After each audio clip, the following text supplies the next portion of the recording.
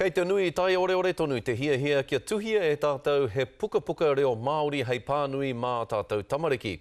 No te pō nei i te whakanui ātara a Lianza i whakanui ai i te hunga e tohunga ana ki te tuhi puka reo Māori mā tātou pangore. A neira ngā whakamahuki. The winner of Te Kurapau number 2014 is Ngai Kaitiaki a Tama ki a Māma. Nā kawata teapa nā tuhina, nā Jimbert, nā Pikitia. Ara hoki nā kōrero papai, kua rere mai nā kura mō tēnei puka.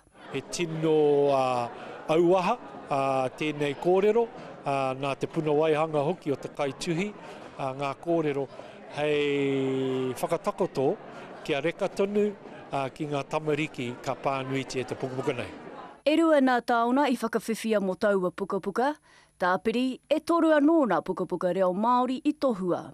I nā te pātai, heha i pai ai nā puka kua tuhia mana tamariki i roto tonu i te reo Māori. Ngā kupu māma mō ngā tamariki, e kōrero e pāna ki a rātou, ngā mumu mahi e wainganui te whānau, te marae. Engari, heha te pai o te whakanui i a rātou kua tuhi puka mana tamariki, me nā karekau he wairua tamariki kai te rangona. I tuhia he kupu huarite,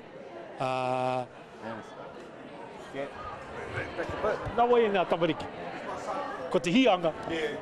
I tai atu hoki tētahi kaituhi, e haro hoki te tauhou mo te whiwhi tohu, heoi i tēnei pō, e whakanui i tōna puka taka ki rō wai, me tōna tūpono ki wāna mahi kōrero paki waitara. 2 elders from my tribe turned up at my house one day, thoroughly distraught.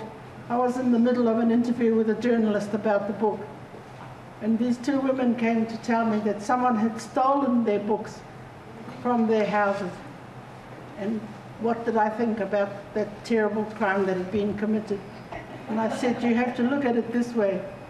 You have to say to yourself, isn't it marvellous that people want to steal knowledge? There should be more of it.